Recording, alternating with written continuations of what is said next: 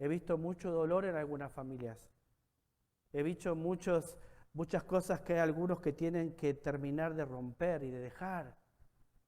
Y quizás el mensaje que hoy te voy a traer ya no va a ser un mensaje de exhortación, como fue el de la semana pasada sobre el corazón. Va a ser una palabra de ánimo para que cuando te vayas hoy tengas otra perspectiva de quién es Dios.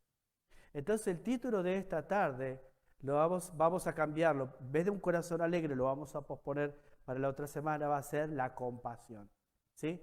Y vamos a hablar de la compasión de Jesús y cómo en su humanidad Él puede mostrarnos su compasión.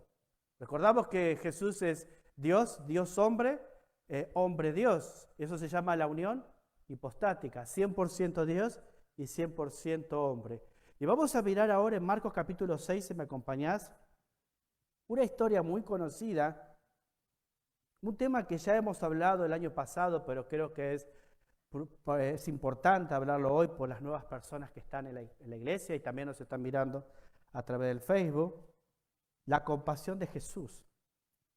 Marcos capítulo 6, versículo 30 al 44. ¿Estamos ahí? Marcos capítulo 6, versículo 30. Dice, entonces los apóstoles se juntaron con Jesús y le contaron todo lo que habían hecho y lo que habían enseñado. Él les dijo, venid vosotros aparte a un lugar desierto y descansad un poco, porque eran muchos los que iban y venían, de manera que ni aún tenían tiempo para comer. Y se fueron solos en una barca a un lugar desierto. Pero muchos los vieron ir y le reconocieron. Y muchos fueron allá a pie desde las ciudades y llegaron antes que ellos y se juntaron a él. Y salió Jesús y vio una gran multitud y tuvo compasión de ellos, porque eran como ovejas que no tenían pastor. Y comenzó a enseñarles muchas cosas. Verso 35. Cuando ya era muy avanzada la hora, sus discípulos se acercaron a él diciendo, el lugar es desierto y la hora es muy avanzada, ya muy avanzada. Despídelos para que vayan a los campos, aldeas de alrededor y compren pan, pues no tienen que comer. Verso 37. Respondiendo él les dijo, dadles vosotros de comer. Ellos le dijeron que vayamos y compremos pan por 200 denarios y les demos de comer. Él le dijo, ¿cuántos panes tenéis? Id y verlo. Y al saberlo dijeron, 5 y 2 peces. Y les mandó que hiciesen recostar a todos por grupos sobre la hierba verde. Y se recostaron por grupos de 100 en 100 y de 50 en 50. Entonces tomó los 5 panes y los 2 peces. Y levantando los ojos al cielo bendijo y partió los panes y dio a sus discípulos para que los pusiesen delante y repartió los 12 peces entre todos. Y comieron algunos y ¿qué dice ahí? Y comieron todos, ¿sí? Y comieron todos y se saciaron y recogieron de los pedazos 12 cestas llenas y de lo que sobró de los peces y lo que comieron eran 5,000 hombres. Ok. Vamos a estudiar este hermoso texto en esta tarde, ¿sí? Si me acompañas. Entonces vamos a hablar de la compasión de Jesús, ¿sí? Si miramos los primeros versículos antes de meternos en lo que es la compasión de Jesús, dice entonces en los primeros versículos, los apóstoles se juntaron con Jesús y le contaron todo lo que habían hecho. Vos vas a ver que en este capítulo, cuando comienza el capítulo, Jesús los envía de 2 en 2 a los 12 apóstoles, ¿sí? Para que vayan y compartan las buenas nuevas. Y en el medio aparece la historia de Juan el Bautista, que es muerto. Y esa noticia viene ¿a quién? A Jesús, ¿sí? Viene a Jesús. Me distrajo el ruido. Y esa noticia viene a Jesús. Entonces él, ellos venían trabajados, venían cargados, venían emocionados de lo que había pasado, habían comenzado a matar cristianos, habían comenzado a matar a los seguidores de Jesús y comenzaron por Juan el Bautista. Entonces Jesús los lleva a un lugar aparte, ¿para qué? Para que descansen un poco. Porque ni siquiera habían tenido tiempo para comer. Y entre paréntesis, y antes de avanzar, esto es la importancia de que como hombres o mujeres que trabajan o trabajamos, necesitamos un tiempo de descanso. Necesitamos un tiempo de reposo. A veces vamos en la vida yendo y viniendo del trabajo y después ese estrés y ese acumulamiento y esa fatiga se va transformando en un cambio en nuestra actitud y en nuestro temperamento dentro de nuestros hogares. Y Jesús le está diciendo a ellos, ahora están cansados, hay una noticia fuerte, ha muerto Juan el Bautista, vamos a un lugar desierto, vamos a descansar un poco. Pero en ese lugar los iba a poner a prueba, iban a ser probados los apóstoles. De manera que la multitud se enteró de que ellos iban en un barco hacia ese lugar y fueron por la orilla del río, más de 12 kilómetros, siguiéndolos a ellos hasta donde estaban para poder encontrarse con Jesús. Ellos iban en busca de muchas necesidades que tenían. Algunos estaban enfermos, otros estaban con demonios, otros estaban con necesidades físicas en cuanto al hambre o necesidades espirituales. Cada una de esas miles de personas, que eran, acá nos da el texto bíblico, 5.000 personas, sin contar las mujeres. O sea, supongamos que si contamos las mujeres tendrían que ser el doble. Y si contamos los niños, que tampoco fueron contados, porque en aquella época, cuando comían los hombres, a las mujeres y a los niños se los ponían aparte. Entonces podemos redondear un número de aproximadamente 20.000 personas que fueron alimentadas en ese lugar. Es impresionante el milagro que va a hacer Jesús de 5 panes y 2 pececitos para que puedan comer todo. ¿Me traes el agüita, por favor? Ahí va mi otra mano derecha, ¿no? No, allá. Aquí, por favor. Entonces, ahí vemos, para tener un poquito lo que es el contexto de lo que vamos a estudiar ahora. Esa es la situación. Ellos están ahí, van con un propósito de descanso y después le aparecen todos. No planeas algún día vos, decís, hoy me voy a tomar el día para pasar descansando y de pronto te llama tu tía, después te llama tu prima, de pronto te caen ahí alguien de sorpresa, vos decís, bueno, ¿qué vas a sacar fuerza? Y terminás disfrutando, pero no terminás descansando. Ellos iban a un lugar desierto, ¿viste? Y todos necesitamos un lugar desierto, un lugar para despejar la mente, un lugar donde podemos encontrarnos con Jesús. Ahora, ellos iban a buscar a Jesús, no digo todos, pero en su mayoría, porque iban en busca de sus necesidades, no iban en busca de por quién era Jesús.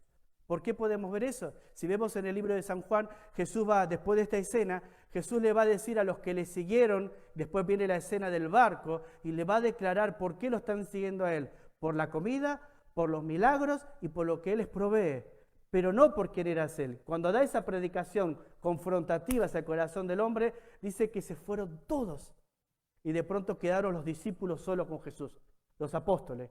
Jesús los mira y le dice, ¿ustedes también se quieren ir? Y los dos estaban ahí entre ellos. ¿Qué decimos, no? ¿Qué predicación más dura, Jesús? Éramos 5.000, eran tanta gente y de pronto con ese mensaje tan confrontativo los ahuyentaste. Y quizás en la mente de ellos estaban diciendo los diezmos, las ofrendas y todo lo que podíamos recaudar para la obra de Dios. Pero a Jesús no le interesaba el dinero o las ofrendas del pueblo. Jesús estaba preocupado en ¿qué? En la vida espiritual del pueblo.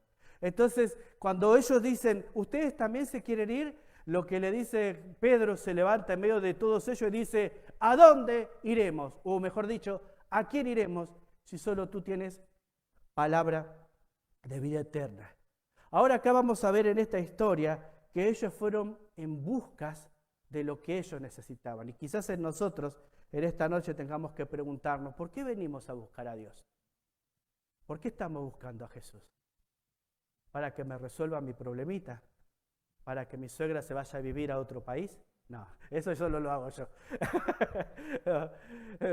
¿Por qué buscamos a Jesús? ¿Para que me haga mi milagrito? ¿Para que me sane? ¿Para que me prospere? ¿Para que me cambie el auto? Y vamos a ir pensando por qué ellos fueron, y quizás nosotros podamos responder, ¿por qué buscamos a Jesús? ¿No? Si de pronto Jesús le va a decir, ustedes vienen por esto y por esto. Y en vez de seguirle y llevar la cruz, dice que lo dejaron y quedaron 12. 12 quedaron solos con él, ¿no?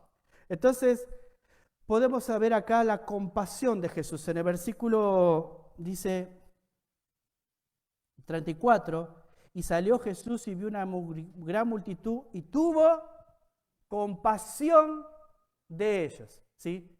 Entonces aquí podemos ver la humanidad de Cristo. Permite la expresión de su actitud hacia los pecadores en términos de sentimientos humanos. Recordamos que Dios es 100% Dios y 100% Jesús es hombre, la unión hipostática. Dios hombre, hombre, Dios. Y aquí podemos ver la manifestación de aquel Dios inmutable, Dios que no cambia, Dios todopoderoso, que de pronto siente. Hay un sentimiento en su corazón de compasión.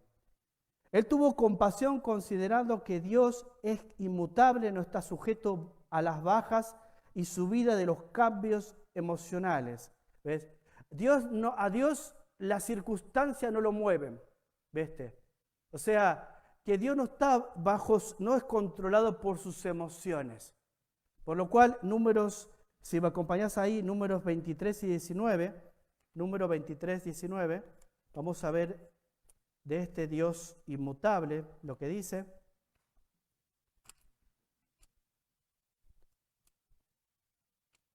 Número 23, 19 dice: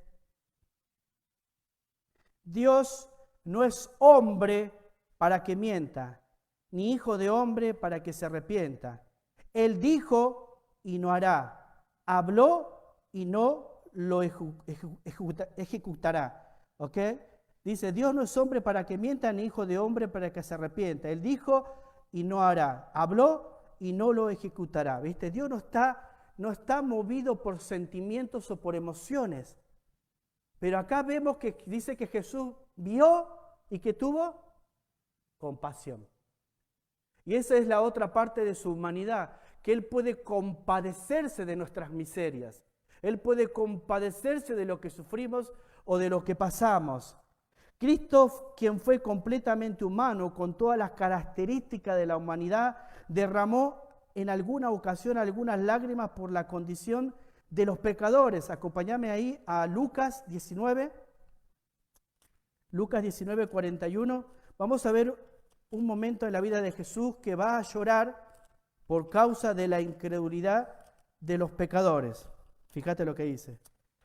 Lucas 19, 41 dice: Y cuando llegó cerca de la ciudad, al verla, lloró sobre ella, diciendo: Oh, si también tú conocieses a lo menos en este tu día lo que es para tu paz, mas ahora está encubierto de tus ojos, porque vendrán días sobre ti cuando tus enemigos te rodearán con vallado y te sitiarán y por todas partes te estrecharán y te derribarán a tierra y a tus hijos dentro de ti y no dejarán de ti en piedra sobre piedra, por cuanto no conociste el tiempo de tu visitación.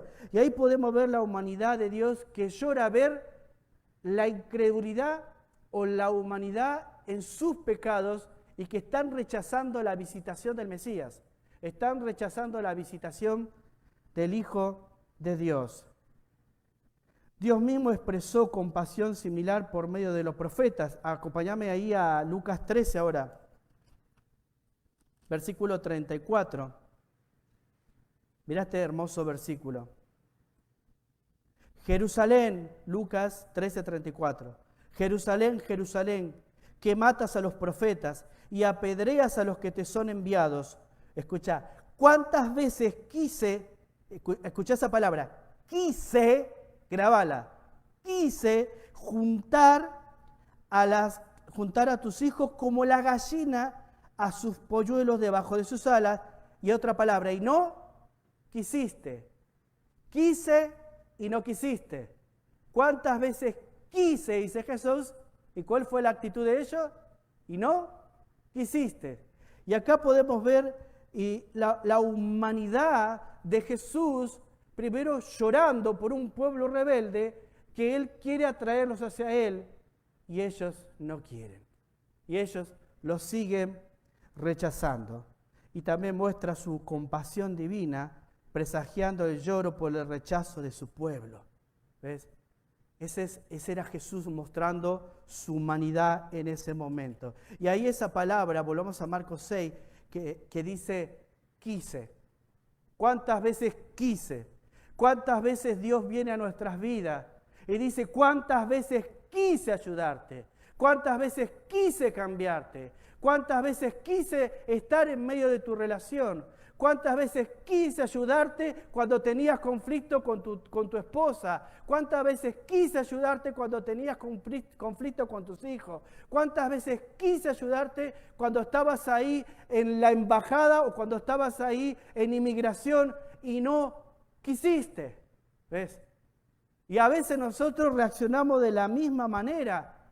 A veces Dios nos va llamando a través de distintas circunstancias y nosotros lo vemos y nosotros decimos, ese fue Dios. Y Él dice, te estoy llamando, pero no quisiste. ¿Por qué? Porque a veces después de ver el milagro, como vieron estas 5.000 personas, ese obrar de Dios que hizo en nuestras vidas, lo rechazamos. Seguimos viviendo como vivíamos antes. Y volvemos a decir, bueno, la tentación es más grande y más fuerte. ¿Ves?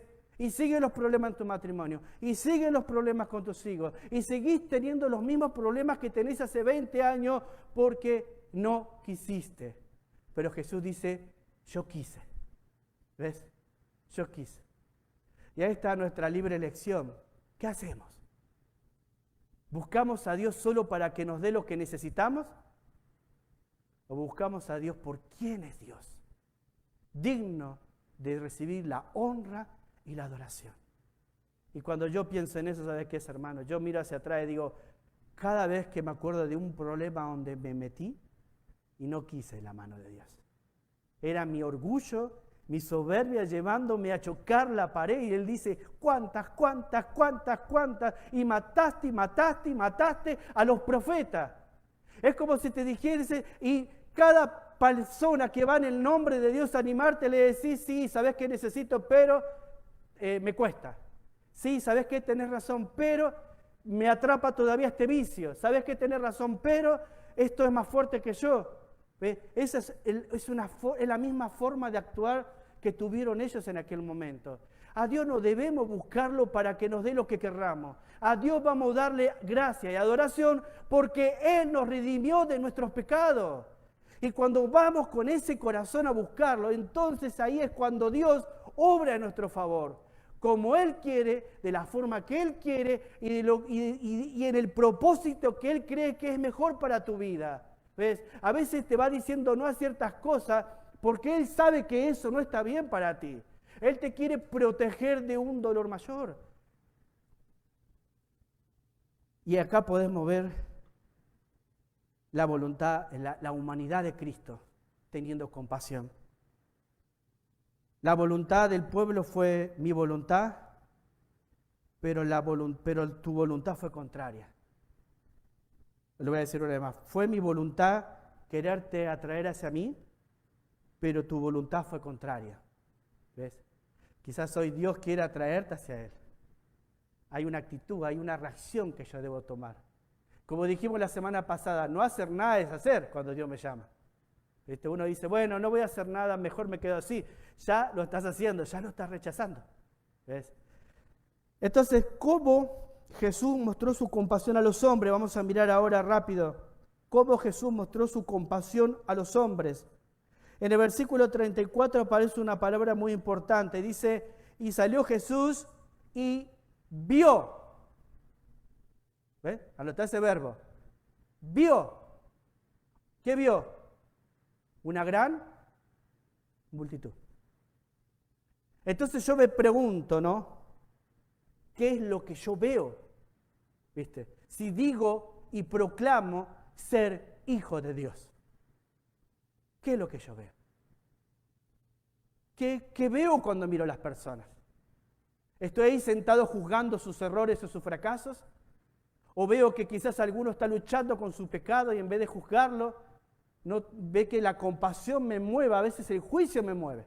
En vez que el amor me mueva, el juicio me mueve a condenarlo. En vez de ser un sostén, termino dándole en la cabeza con el cayado. Y a veces los pastores nos olvidamos que el cayado es para infundir aliento. No es para herir a la oveja, sino es para atraer la oveja. ¿Vieron cómo es el cayado? Es una caña, así, ¿no? Con esa la disciplina, pero también la atrae hacia Él. la protege, la cuida. Y Jesús vio una multitud que estaban como ovejas sin pastor. Un Dios que ve. Ahí podemos ver la compasión de Jesús. Jesús me ve, Jesús te ve, Jesús ve cada cosa que estás haciendo, sea buena o sea mala. Él siempre está atento a lo que hacemos cada uno de nosotros. Ahora solo pensá en esto, andá al campo, poné una alfombra en el piso, una blanque se dice, ¿no? Una sábana, no sé. Echate en una montaña en el campo y mirá las estrellas. Y mirá en lo que es el universo cuando no hay luces. Y poder ver más allá de todo, y poder ver la grandeza e inmensidad de Dios a través de todo el universo. Y aún el universo siendo tan grande que no tiene fin, Dios puede verme a mí, que soy un pequeño microbio, en medio de todo ese universo. Eso me tiene que hacer sentir un poquito empoderado. Me tiene que hacer sentir un poquito valorado, especial, porque mi Jesús o mi Dios me ve. Él vio. Ahora vos fíjate lo que dice Proverbios 15:3, Segunda de Crónicas 16:9, Salmos 34:15, Proverbios 15:3. Los ojos de Jehová están en todo lugar. Marcalo en tu Biblia cuando abras, ¿sí? Marcalo en tu Biblia, porque después cuando me pregunte, pastor, ¿qué versículo dijiste? Te voy a decir, escuchá la predicación. Marcalo en tu Biblia, ¿sí? Proverbios 15:3. Los ojos de Jehová están en algunos lugares. Ay, otra vez me comí el todo, ¿no? En todo lugar. Qué impresionante. Segunda de Crónicas 19:9. Porque los ojos de Jehová contemplan toda la tierra. ¿A dónde me voy a esconder de él? Salmos 34:15. Los ojos de Jehová están sobre los justos y atentos sus oídos al clamor de ellos. Qué impresionante cuando el profeta Habacuc dice, el justo por la fe vivirá. Aún en medio de toda esa calamidad y esa desidia espiritual que había en el tiempo del profeta. Aún en medio de cuando todos se corrompieron y la humanidad estaba tan corrompida y aún la religión de ese momento, aún en medio de todo eso le dijo, Habacuc, quédate tranquilo, yo estoy haciendo mi obra, no te metas en esto, porque el justo por su fe va a vivir. Y luego después Habacuc va a recitar esa hermosa frase y dice, aunque la higuera no florezca, y empieza ahí a narrar una hermosa poesía en cuanto a la soberanía, el cuidado y la protección de Dios. Los ojos de Jehová están sobre los justos y atentos sus oídos al clamor de ellos. ¿Ve? No solo me ve, sino que también está atento a mi clamor. Quizás vos no estás hablando, pero estás quebrado por dentro, quebrada por dentro, no salen palabras de tu boca y Él sabe cada lágrima qué significa o qué significado tiene. Cada angustia, Él ya lo sabe cuando mi vida anda en justicia, pero también Él ve al injusto. Y a veces cuando yo vivo mi vida así a la ligera, en pecado, dándole rienda, sin importarme que hay un Dios que todo lo ve, tarde o temprano la paga del pecado va a tener que ser pagada, porque la paga del pecado ¿qué es? Es muerte. O sea, tarde o temprano, eso que hoy disfrutamos y no le damos valor, se va a tener que pagar. El pecado no es gratis. Si fuese gratis, ¿por qué Dios envió a su Hijo a morir por nuestros pecados? Que es lo último que vamos a mirar en esta tarde. Entonces dijimos que los ojos de Jehová están sobre los justos y atentos sus oídos al clamor de ellos. Entonces Él vio, ¿qué vio Jesús? La necesidad, versículo 34 lo dice muy claro, fíjate, porque eran como ovejas que no tenían, ¿qué cosa? ¿Qué? Que no tenían pastor. Comparaba a esa multitud de personas como ovejas que no tenían guía, que no tenían contención, que no estaban siendo enseñadas. que estaban ahí cada una sufriendo sin tener a alguien que las escuche, que las anime, que les exhorte y que les prepare el corazón para que se encuentre con el Salvador. Eran personas que no tenían pastor. Y seguro que había muchos fariseos conocedores de la ley en aquel lugar. Seguramente que entre todos esos miles que comieron, había muchos religiosos que querían buscar algo en qué condenar a Jesús. ¿Ves? Y aún Jesús dice, eran personas, ovejas, que no tenían pastor. Él vio la necesidad de un pastor para esas ovejas. ¿Para qué? Para ser guiados espiritualmente a la salvación. Así como en aquel momento de la historia, las personas necesitaban un guía para poder conocer a su Salvador, nosotros también necesitamos un guía para conocer a nuestro Salvador. Y si tú eres una hija o un hijo de Dios, tú eres responsable de llevar a otro para que esa persona también conozca a Jesús como Salvador. ¿Ves? Pero no tengo tiempo. Pero no, el trabajo es duro. Y pasan los días, y pasan los meses, y pasan los años, y no le hablo a nadie de Cristo, y las ovejas están como si no tuviesen pastor. ¿Vos te crees que un pastor puede alcanzar toda la gente que vos llegás? ¿Sí o no? Es imposible. Yo quisiera llegar al jefe de Erasmo. Imposible para mí. No digo que sea imposible, pero Dios quiere que su jefe o lo que él tiene a su alrededor conozcan a Cristo por medio de él. Hay miles de personas que están perdidas en este mundo y Dios nos pone a nosotros como mensajeros para alcanzar a esas personas, para que puedan conocer al Salvador. En el contexto donde yo estoy, ese es mi púlpito para predicar el Evangelio. ¿No era en la iglesia? No, en donde estás, en el trabajo, en la escuela, en la universidad, donde estás, es tu púlpito para poder predicar el Evangelio. ¿Para qué? Para ser guiados espiritualmente, dijimos, a la salvación. Para ser instruidos en la palabra. ¿Ves? Necesitaban maestros que enseñen la palabra de Dios sin intereses personales, sin intereses egoístas. ¿Recordás Jesús cuando entra al templo? De pronto Jesús entra al templo, empieza a mirar que la iglesia o la casa de oración de Dios se transformó en una cueva ¿de qué? De ladrones. De pronto vendían ovejas, vendían esto, vendían aquello. Y Jesús dice, esto es una casa de adoración, para eso es. Y le han hecho un comercio. Y hoy en día, si Jesús entrara a las iglesias, también dijese, esto no es un comercio, esta es la casa de Dios. Y la gente necesita personas que le enseñen la palabra. ¿Estás de acuerdo? Porque yo necesito a alguien que me enseñe la palabra. No alguien que me enseñe sus emociones, sus sueños, sus visiones, sino alguien que abra el libro y me diga, Dios dice por medio de la palabra esto. Porque la palabra es lo que me va a sostener en la adversidad. La palabra es lo que me va a fortalecer en la tentación. La palabra es lo que me va a dar discernimiento si no estoy en una cueva de ladrones. Y cuando Jesús entró al templo empezó con el látigo a darle todo, pero no lo hacía en la ira nuestra, lo hacía en la ira santa. Solo Jesús tiene esa ira, que destruyó todo. Y nadie se atrevió a hacerlo. Un día va a venir Jesús y iglesia por iglesia va a hacer esto. Lo va a hacer el Señor. Porque Jesús sigue viendo muchas iglesias, por más grandes que sean, pareciese que no tuviesen un pastor. Parece que la iglesia es un negocio, un comercio.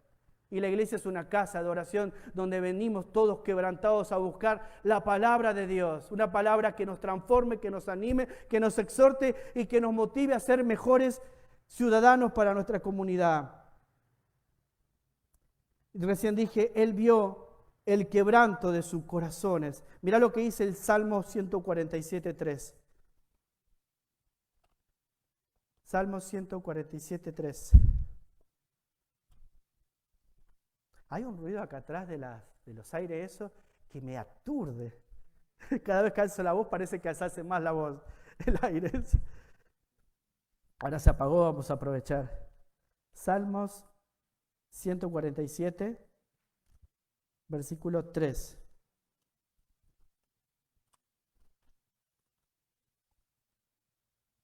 Él sana, ¿a quiénes? A los quebrantados de corazón y venda sus heridas. Y vamos ahora al Salmo 34:18.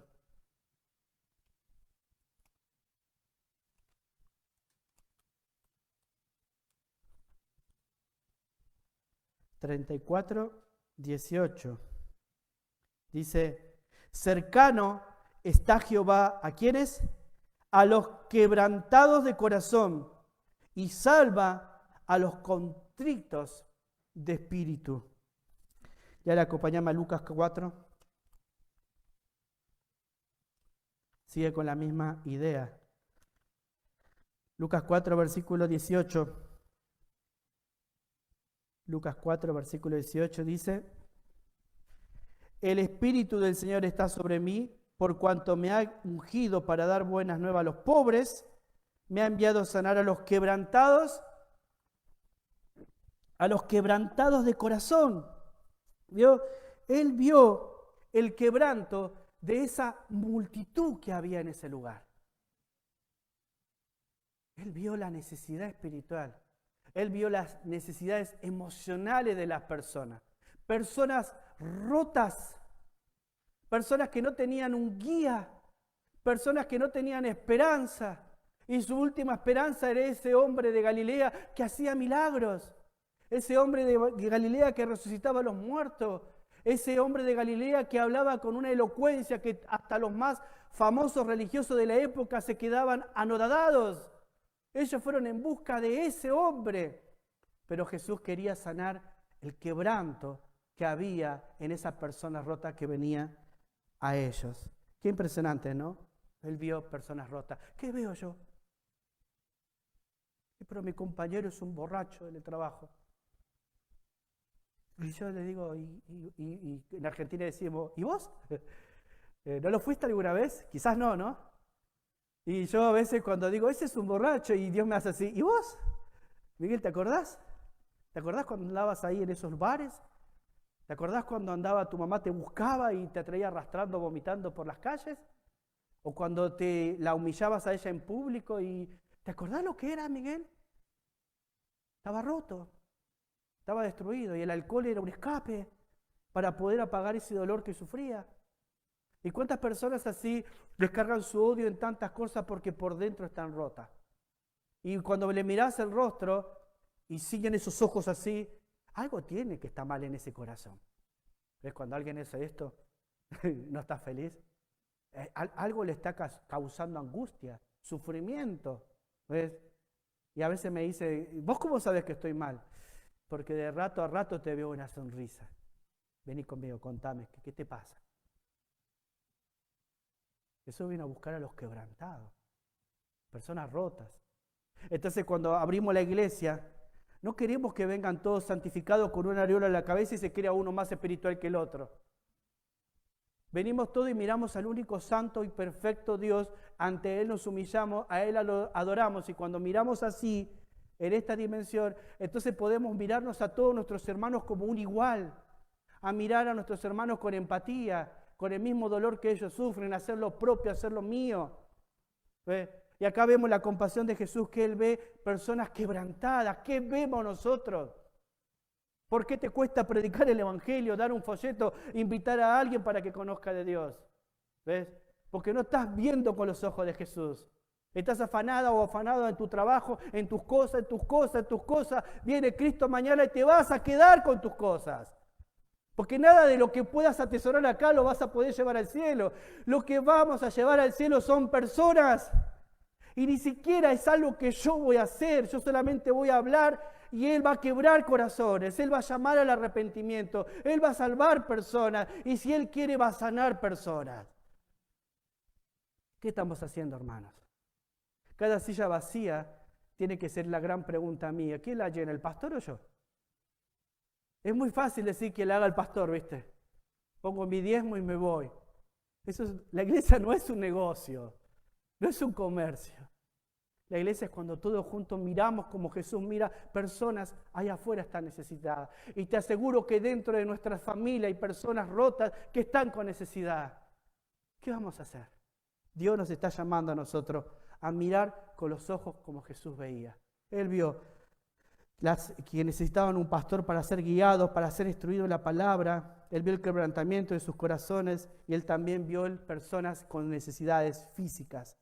Él vio las necesidades del hambre que había en esas personas, de esos niños que quizás solamente desayunaban y con eso se manejaban en un día. O aquellas mujeres que tenían que dar el impuesto a Roma y también tenían que dar el impuesto ¿a quién? A la religión de aquel momento, que los exprimían. Entonces quizás ese pescado era la comida de un día. Aún Jesús vio esa necesidad en la vida de ellos. Por eso le dijo a los apóstoles que hagan algo, pongan mano en la obra, ¿viste? ¿Y qué vamos a hacer con estas 2 moneditas y con estos 2 pececitos? ¿Qué se puede hacer? Y a veces la fe nuestra es tan chiquitita que no nos damos cuenta que esa pequeña cosa que podemos hacer por alguna persona que esté en necesidad, quizá le salva el día. Quizás fue un plato de comida que no tenía para ese día. ¿Ves? Jesús no se puso a pensar qué van a hacer mañana. Jesús pensó qué podía hacer ahora, en ese momento, con esa persona. Entonces, Dios ve lo que estás pasando y Él quiere intervenir en tu vida. La pregunta es, ¿le vamos a permitir? Él quiere. Dice, yo quise. Decíamos, ¿no? Pero tú no quisiste. ¿Por qué no mirás un poquito cómo está tu matrimonio? ¿Cómo están tus hijos? ¿Cómo está tu relación con tu familia? ¿Qué cosas querés que Dios haga? Él sigue diciendo, yo quise, pero tú no me lo permitiste. Y quizás hoy nosotros al ver podamos decir, Dios, yo te permito, entra no solo a mi vida, sino también restaura todo lo que esté a mi alrededor en tu gracia. No solamente Él vio, sino que Él también dice que tuvo, ¿qué cosa? Compasión. O sea, Él sintió compasión por los miserables. Él sintió el dolor de ellos. El versículo 34, si volvemos allá a Marcos, dice, y salió Jesús y vio una gran multitud y tuvo compasión de ellos. ¿Ves? Tuvo. Yo me tengo que preguntar, ¿siento compasión cuando alguien está sufriendo? ¿Hay eso en mi corazón?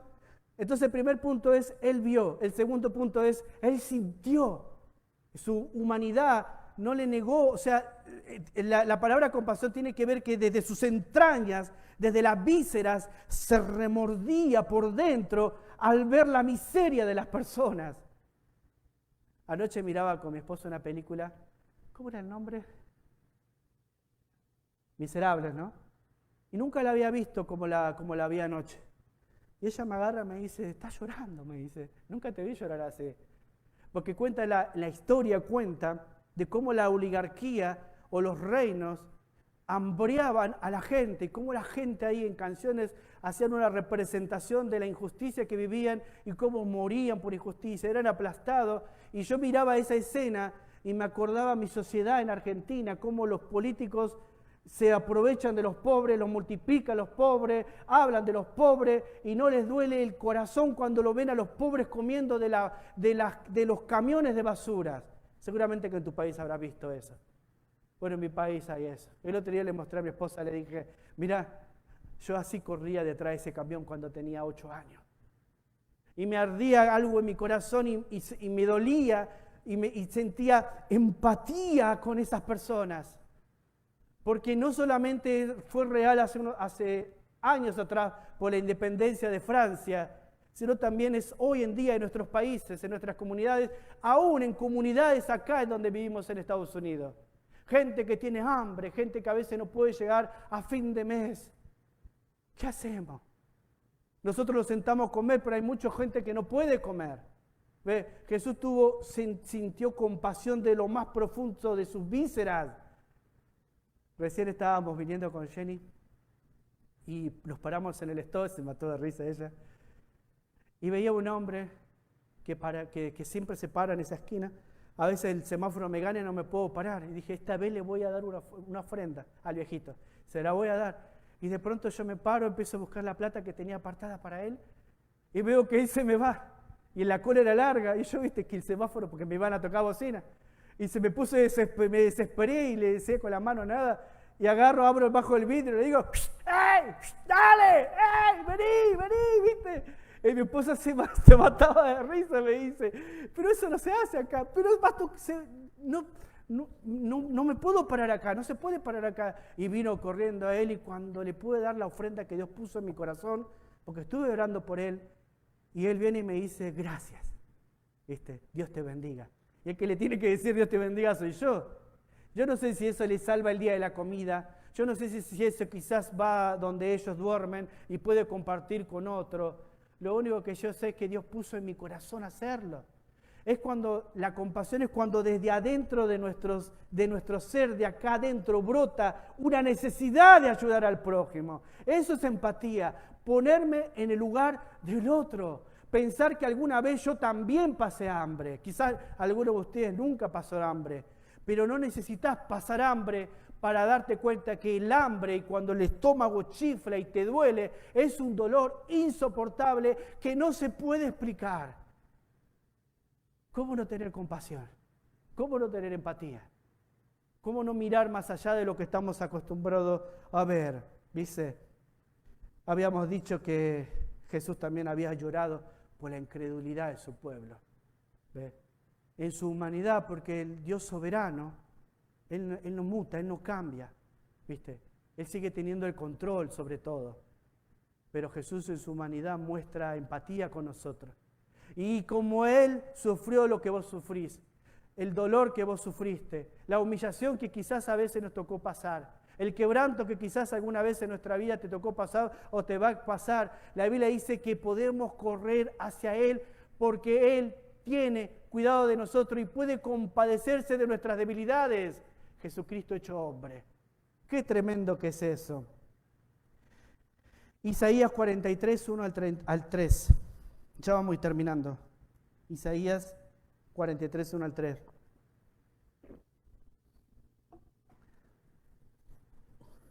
Dice así: ahora dice Jehová.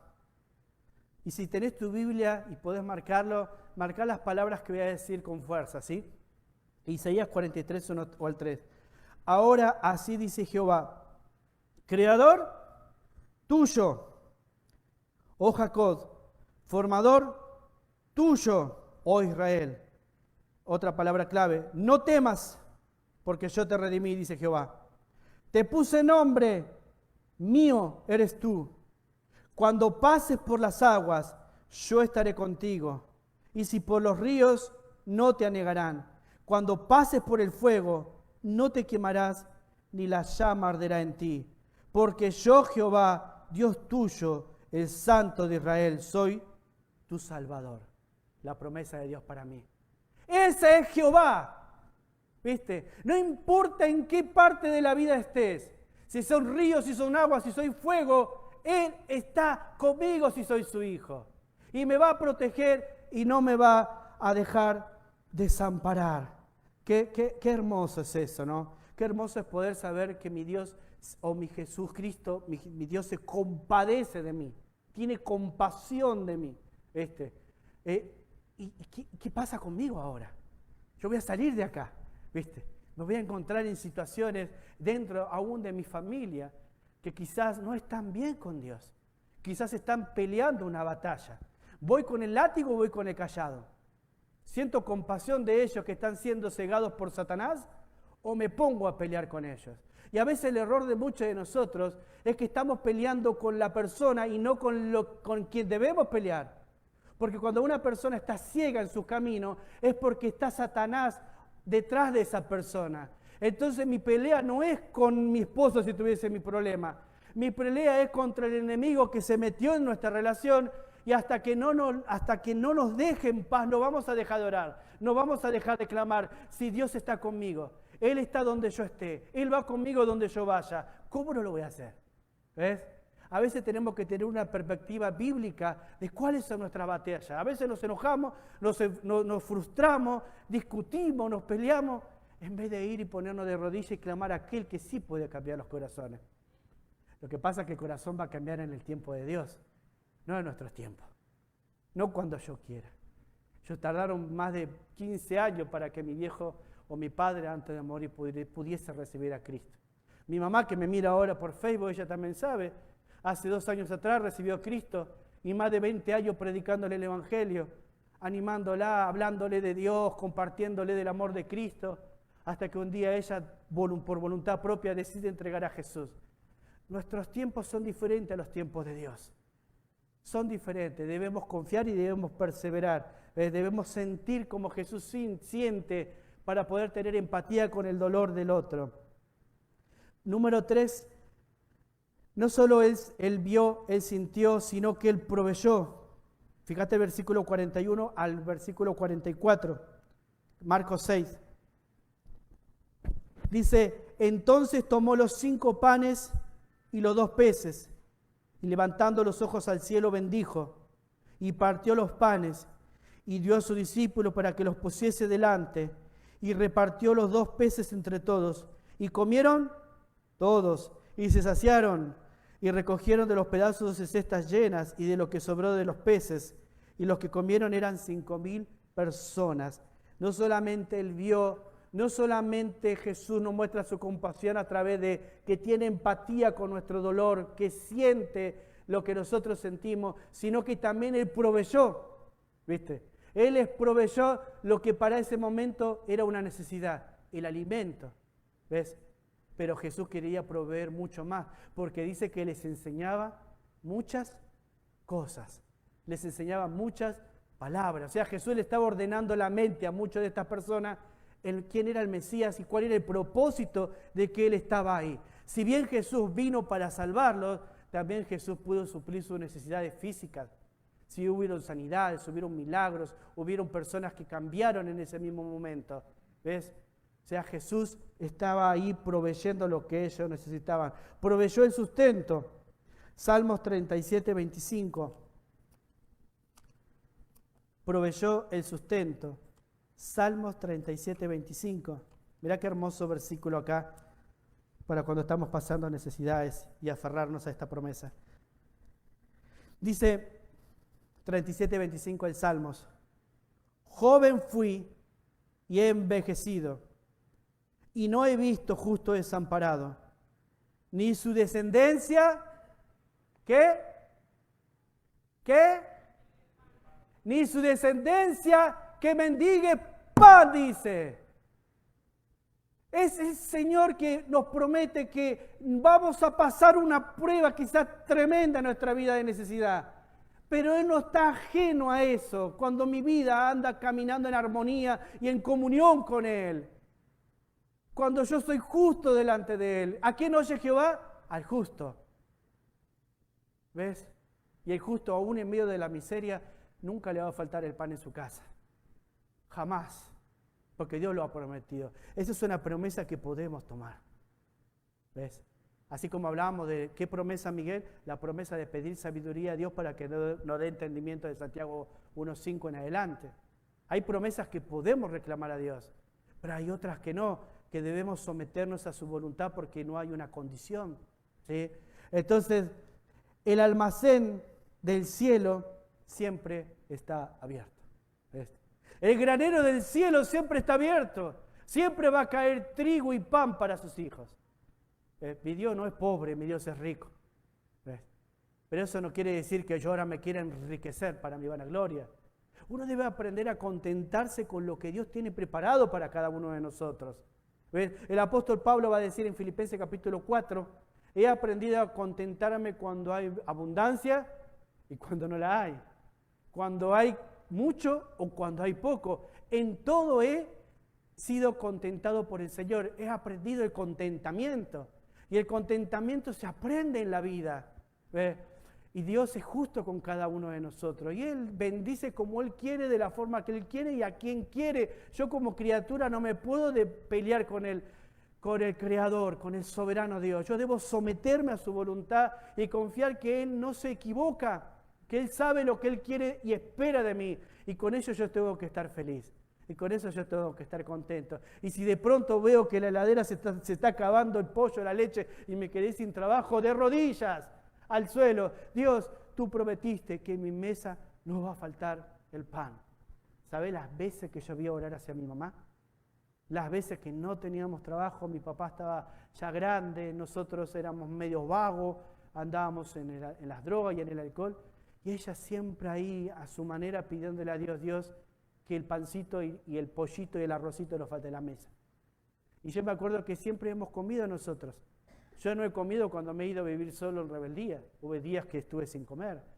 pero cuando estuve bajo la sujeción de mi mamá, ella se negaba a comer para que nosotros comamos. Eso es compasión. ¿Ves? No se permitía a ella alimentarse si su hijo primero no comía.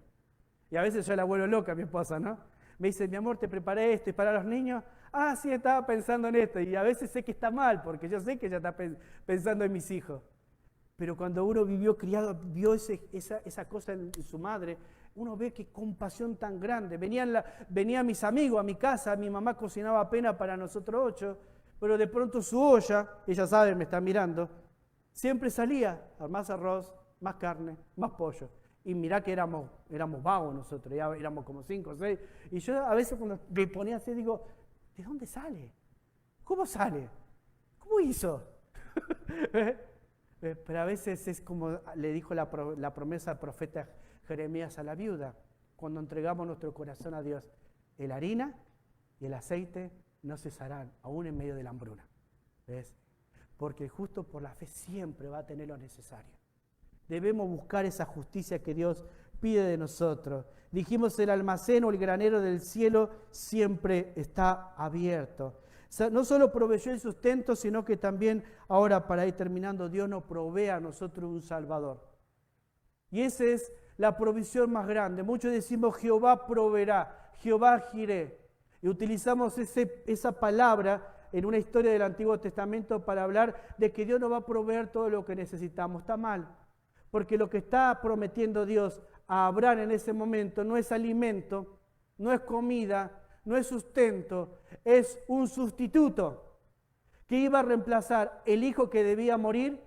Dios le provee un cordero para que su hijo que iba a ser sacrificado de Abraham no muera.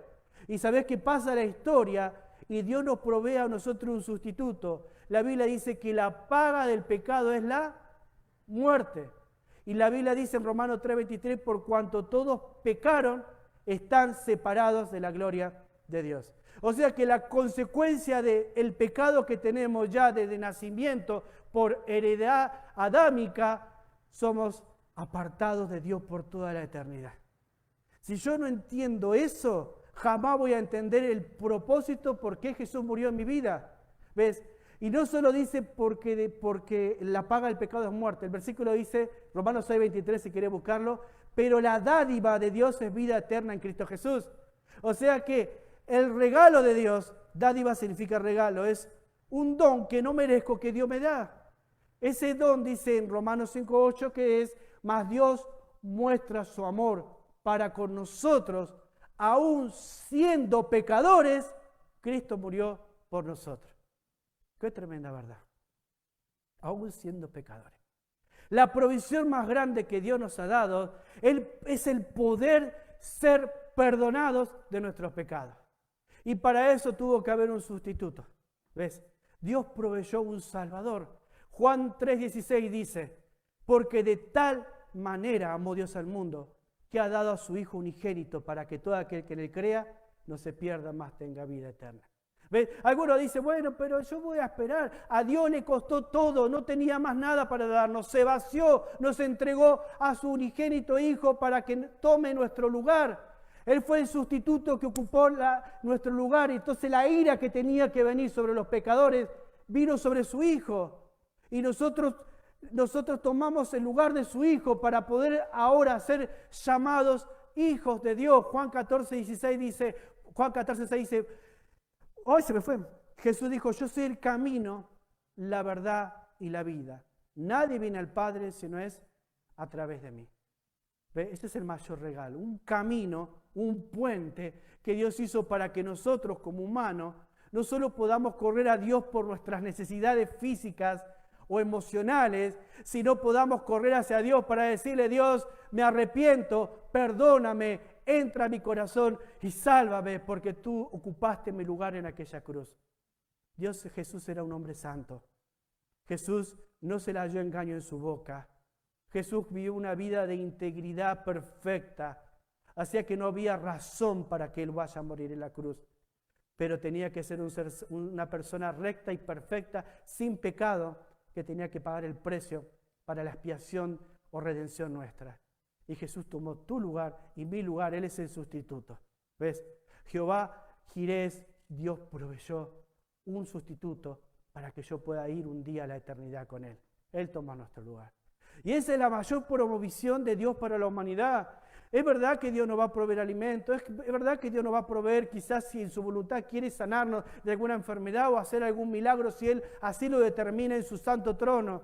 Pero el mayor regalo que Dios quiere hacer en nuestras vidas es que podamos abrir nuestra mente, nuestro corazón y tener la convicción de que Él murió por cada uno de su criatura, por cada uno de nosotros.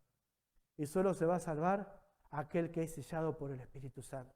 Aquel que es capaz de decir, Dios, sálvame, acá estoy. Dios, perdóname, acá estoy.